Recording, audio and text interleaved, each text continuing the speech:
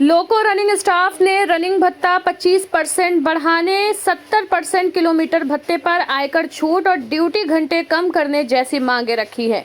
वे OPS बहाली, साप्ताहिक विश्राम, 16+30 घंटे, महिला स्टाफ की समस्याओं का समाधान और कैब में CVVRS की निगरानी बंद करने की भी मांग कर रहे हैं।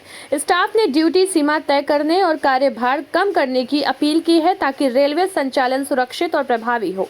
लालजी यादव, मंडल अध्यक्ष, वाराणसी मंडल इंडी रेलवे।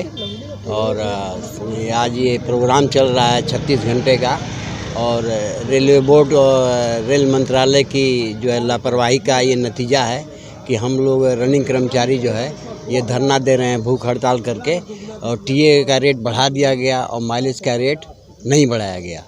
और भी समस्याएं हैं, सब रेस्ट के बारे में है, और भी समस्याएं हैं, लेकिन हर बार कुछ न कुछ समस्याएं रेलवे बोर्ड से खड़ी जाती हैं। रनिंग कर्मचारियों के लिए, बस गार्ड और ड्राइवर के लिए ही समस्या पैदा होती हैं, जिसको हम लोग को लड़ के जो है फेस करना पड़ता है। और बहुत दुख की बात है कि इस प्रशासन और शासन के साथ कर्मचारियों को जो है उत्पीड़ित किया जा रहा है, और इसका नतीजा भाई भविष्य में माने असमंजस में जी देखा जाए तो आप लोग एनपीएस तो वो न्यू पेंशन स्कीम है, उसमें ओल्ड पेंशन में स्कीम में जो चीज़ें हैं वो एनपीएस में नहीं है, और एनपीएस में जो चीज़ें हैं जो यूपीएस में नहीं है, तो दोनों में कटलमेंट हुआ है। यूपीएस में और एनपीएस में वो कर्मचारियों के हित के लिए उचित नहीं है, इसलिए ओपीएस को लागू किया जाए। कुमार है, मैं लोको पायलट गुड्स हूँ एनी रेलवे में। रंजीत जी, बात की जाए तो जिस तरह से आप लोग का 36 घंटे का धरना प्रदर्शन भूख हड़ताल चल रहा है, आगे अगर सरकार आपकी बातों को नहीं माना गया तो ये क्या रूप ले पाएगा?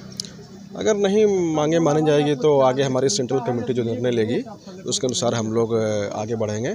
ऐसे हमारा अगर अप्रैल में भी दिल्ली में रैली प्रस्तावित है 9 अप्रैल को, तो उसमें भी हम अपनी डिमांड को रखेंगे, जो डिमांड अगर नहीं मांगेंगे।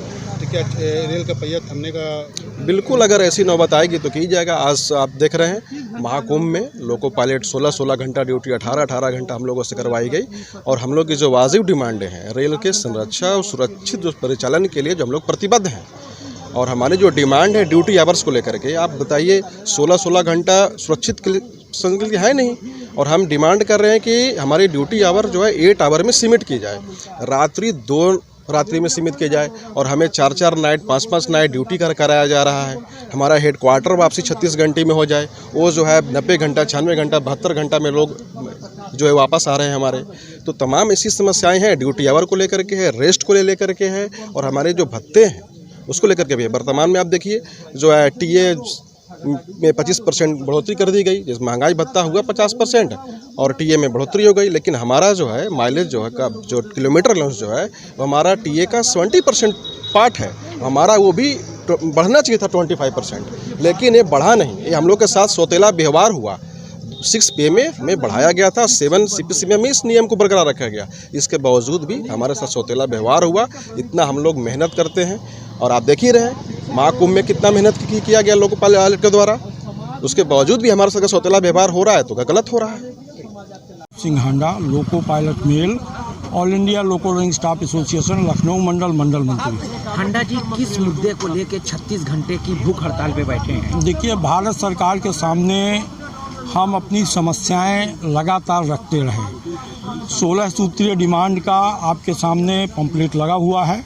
माइलेज में हमारी 25% वृद्धि की डिमांड थी, इनकम टैक्स में 70% माइलेज छोड़ने की डिमांड थी, लोड स्टेबल जो हो रहा है यार्ड साइड में, उसमें गार्ड और सहायक लोको पायलट की जो ड्यूटी दी जा रही है, इसको बंद करने की मांग थी कि गलत तरीके से इसका दबाव हमारे ऊपर बनाया जा रहा है। एनपीएस ओपीएस जो अभी हमारे बीच में एक यूपीएस आ गया है, ये दोनों को एनपीएस यूपीएस को समाप्त कर ओपीएस की डिमांड थी। इन्हीं मांगों को लेकर के लगातार हम लोग भारत सरकार के सामने फेस वाइज प्रोग्राम कर रहे हैं। प्रथम दृष्टया में पत्र लिखे गए तमाम रनिंग स्टाफ की तरफ से, इसके बाद हम लोगों ने ईमेल किया, फिर ब्रांच डिवीज़न जोन लेवल पर हम लोगों ने धरना प्रदर्शन किया।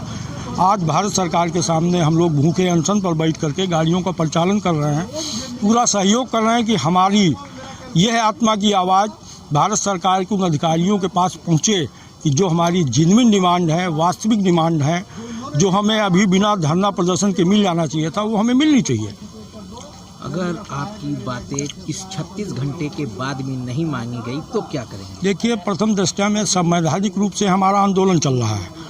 अगर ये डिमांड प्रशासन हमारी नहीं मानती है तो केंद्रीय कार्यकारिणी का जो डिसीजन आएगा उस डिसीजन के मुताबिक हम लोग आगे अपना कार्रवाई करेंगे, क्योंकि हम गलत नहीं हैं। इसलिए अगर ज़रूरत पड़ी रेल परिचालन खड़ा करने की तो हो सकता है कि हम लोगों का अगर आह्वान हुआ तो निश्चित तौर पर पहले मैं आगे आकर के गाड़ी का संचालन बंद करूँगा।